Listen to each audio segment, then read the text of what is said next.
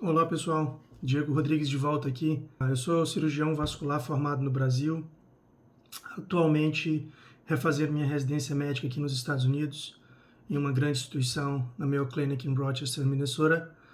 E hoje eu vou discutir com vocês, falar um pouco mais sobre o meu primeiro ano na residência médica de cirurgia vascular, apenas para matar um pouco da curiosidade daqueles que se interessam por esse tema, daqueles que querem saber mais como que é a residência cirúrgica aqui. Então, sem mais delongas, vamos lá. Bom, pessoal, antes mesmo de começar a residência, a gente tem um período de mais ou menos 2 semanas de aclimatação, familiarização com o sistema médico aqui dos Estados Unidos, porque é bem sabido que muitos dos novos residentes serão estrangeiros, virão de outros países, etc.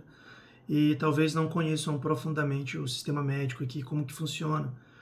Então, durante 2 semanas, antes do início da residência médica, as instituições geralmente elas fazem apresentações, explicando como que vai ser a residência, quais são os direitos e deveres dos residentes, o aspecto legal da prática médica aqui. No meu caso aqui, alguns dos residentes, né, dos seniors também fizeram uma apresentação em relação a como que eles manejam os pacientes no dia a dia, qual que é o papel do junior, né, do R1, qual que é o papel dos seniors, e ali eles apresentam para a gente o Epic, que é o software de computadores que a gente usa aqui como forma de prontuário eletrônico dos pacientes, que é onde toda a informação dos pacientes está. E é o que a gente usa diariamente para fazer as progress notes, ou seja, as notas de progressão dos doentes. Todos os dados dos pacientes estão lá dia a dia, sinais vitais, balanço hídrico, laboratórios, exames de imagem, histórico, alergias, passado médico, cirúrgico. Então tudo a gente encontra lá.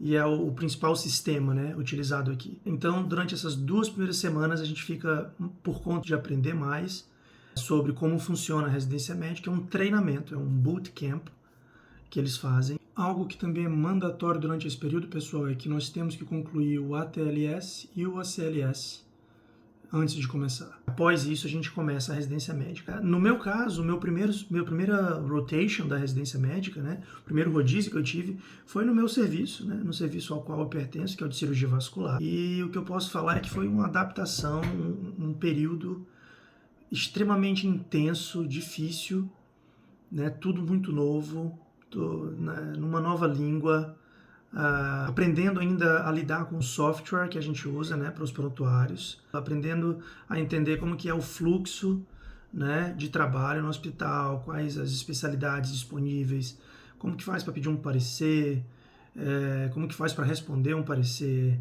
como que faz para fazer uma progress note. É diferente das progress notes que a gente faz no Brasil. Aqui eles exigem uma coisa um pouco mais detalhada, principalmente para o R1, né, para quem está começando a residência médica.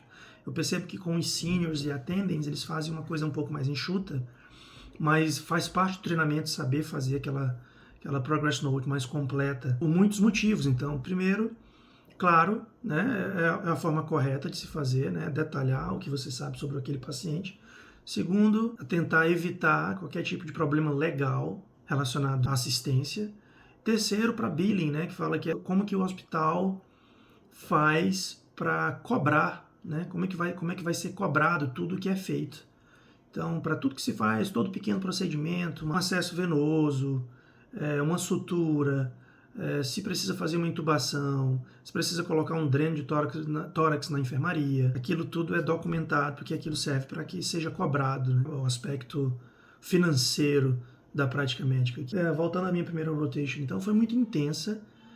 A complexidade dos pacientes aqui ela é realmente extraordinária, porque é um grande centro, né? Muito daquilo que não é resolvido em outros hospitais, outras instituições, elas são encaminhadas, né? Claro, a gente recebe muito de outros lugares, então normalmente são aqueles casos realmente mais complexos, né? Casos que não poderiam ser resolvidos em hospitais menores, ou que não tem a mesma quantidade de recursos que nós temos, ou até mesmo que não tem a mesma experiência dos cirurgiões que estão aqui, porque eles são o top notch, o topo mesmo, realmente, da especialidade. Então, é uma grande complexidade de casos, uma ampla gama de casos, então, desde casos mais simples, né, do dia a dia ali do cirurgião vascular, né, cirurgias de varizes, muitas delas por ablação, né, a laser, por radiofrequência, que são coisas mais novas, mas eu vi também 1 ou 2 casos, eu acho, de safenectomia, praticamente não se faz mais, mas eu acho que eu vi 1 ou 2 casos desses. Os bypasses, né, mais comuns, né, o femoropoplíteo, femorotibiais, axilofemorais, até as mais complexas, né, endovasculares, shockwave and lithotripsy, né, que é a litotripsia por ondas, os diferentes tipos de balões, né, com droga, cutting balloons, que são dispositivos bem específicos da área de cirurgia vascular, os aneurismas, né, abertos e endovasculares, inclusive os FBVARs, Fenestrated Branched. Então, isso é bem específico da minha especialidade, mas é só para demonstrar que aqui nós temos uma ampla gama de procedimentos que vão desde os mais simples até os mais complexos possíveis. Então, esse foi o meu rodízio de cirurgia vascular. A minha segunda rotation da residência médica foi em colorectal, que é coloproctologia, e foi bem interessante também, um volume extraordinário, né, de pacientes.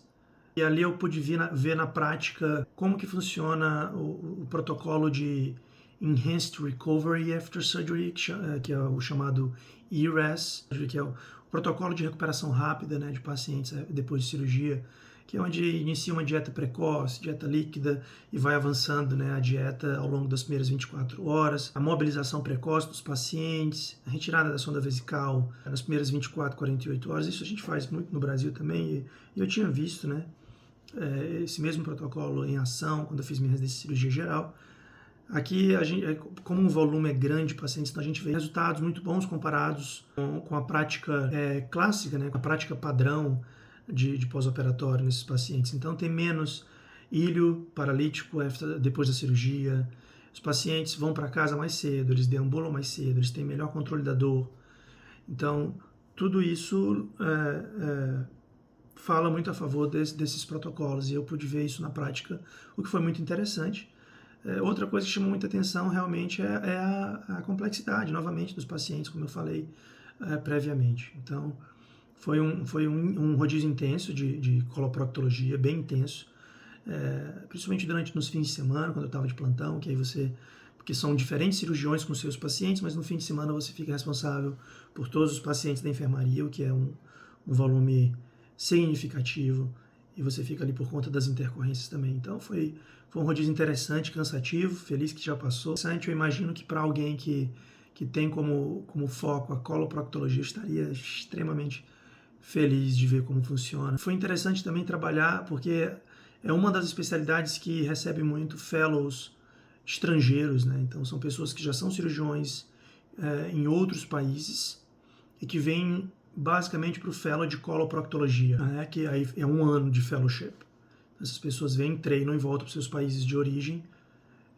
Geralmente acho que eles recebem 1 ou 2 fellows estrangeiros e 1 ou 2 fellows americanos por ano.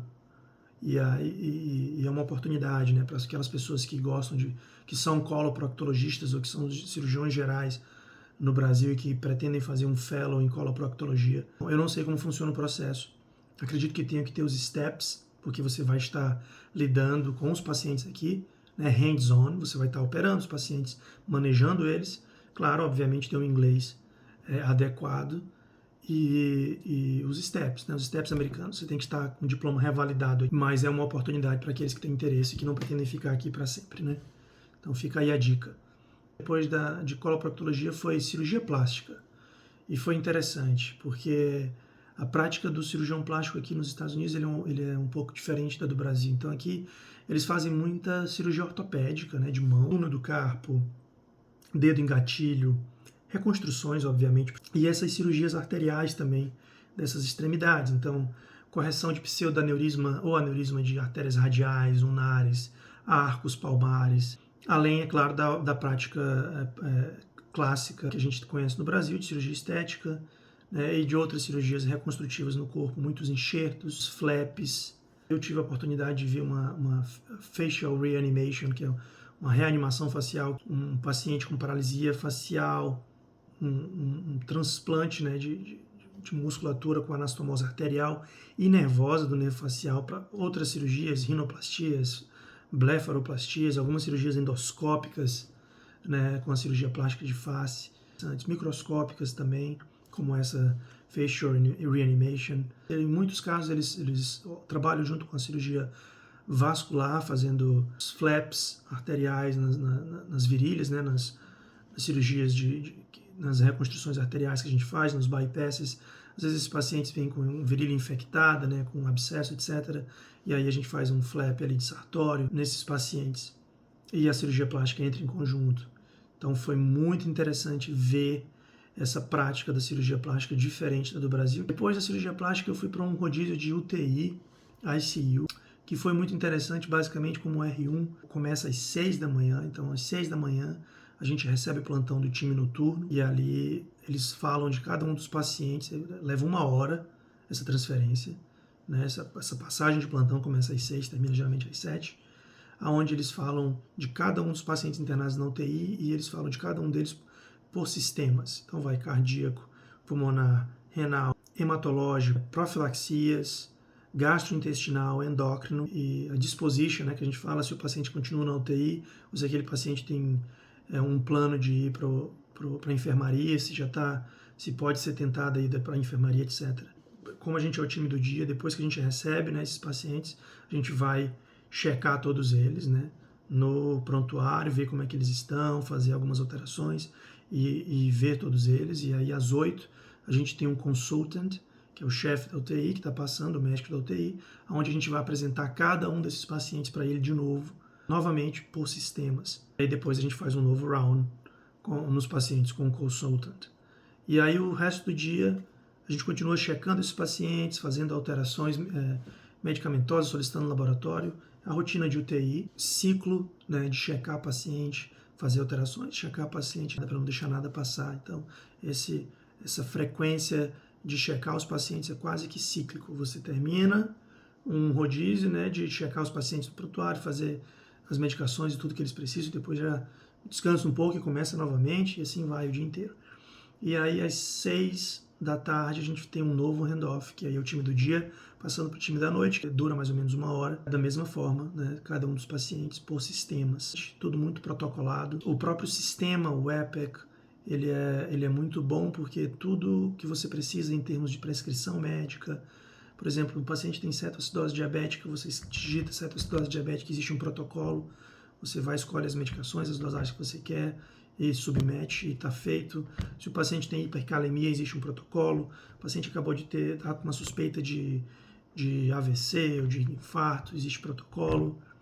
Então tudo é muito protocolado e está tudo no sistema. Isso evita erro, né? Que é praticamente um checklist. Se as medicações precisam ser feitas pelo peso, elas estão lá no sistema e vão ser baseadas no peso do paciente que está ali no prontuário. Se o paciente já tem alergia, o próprio sistema já te mostra. Depois dos rodízios de UTI, eu tive trauma. Existe uma enfermaria dos pacientes de trauma, onde você acompanha, junto com os APPs, onde basicamente a gente fica disponível para manejar esses pacientes da enfermaria e para possíveis trauma activations, né? Pacientes que cheguem pelo trauma no pronto-socorro. Então, os pacientes, quando eles chegam no trauma no pronto-socorro, normalmente eles são triados em verde, amarelo, vermelho. Vermelho, os mais críticos. A instituição onde eu faço residência médica é um Level 1 Trauma Center. Então, é o topo das instituições de trauma, né, as mais preparadas para traumas complexos. Então, esses pacientes de trauma, eles vêm de diferentes regiões do país para cá, de helicóptero, de ambulância, do que quer que seja necessário. E uma vez que eles chegam, os pacientes vão para o Trauma Bay, né, a sala de trauma, onde o residente do primeiro ano, o junior, ele fica responsável pela Primary Survey do TOATLS, né, a avaliação primária do trauma. O senior, ele fica como líder da ativação do trauma e ele também é responsável por solicitar o que é preciso, né, de exames, de medicações, analgésicos, volume, pequenos procedimentos se necessários, então drenagem torácica, intubação, ultrassom fast, tudo isso o senior fica responsável. Os pacientes que vêm triados como vermelhos, várias especialidades, são também notificados desses pacientes. Então, a UTI cirúrgica, neurocirurgia, ortopedia, cirurgia vascular, o banco de sangue, para o caso do paciente precisar de um protocolo de transfusão maciça. Uma outra coisa interessante é que os tomógrafos eles ficam ao lado do pronto-socorro, do Trauma Bay, que rapidamente o paciente ele pode passar pela tomografia e fazer o que for necessário e vai para o centro cirúrgico, ou vai direto para o centro cirúrgico, dependendo da circunstância. Uma vez que esses pacientes são cirúrgicos, tanto o júnior quanto o senior, eles vão para o centro cirúrgico junto com esses pacientes e o atendem para operá-los. Essa é basicamente a rotation do trauma. Logo após a rotation de trauma, eu tive HSS, que é Hospital Surgical Services, que nada mais é do que a cirurgia geral do hospital, onde eles operam os casos eletivos, hérnias, colecistectomias, laparoscópica, robótica, apendectomias, todos esses casos de abdômen agudos, mas também eletivos, gastrostomias, jejunostomias, traqueostomias, percutânea e aberto. Uma coisa interessante é que a cirurgia geral aqui, ela também é responsável por corrigir fraturas de costela. Então, a cirurgia de reparo de fratura de costela é feita pela cirurgia geral, eu acredito, ou torácica, né? Eu acredito que no Brasil seja torácica ou ortopedia, eu não lembro de... Eu treinei cirurgia geral e não sei se em outras instituições do país os cirurgiões gerais são também treinados a fazer reparo de fratura de costela no Brasil. Eu acredito que não.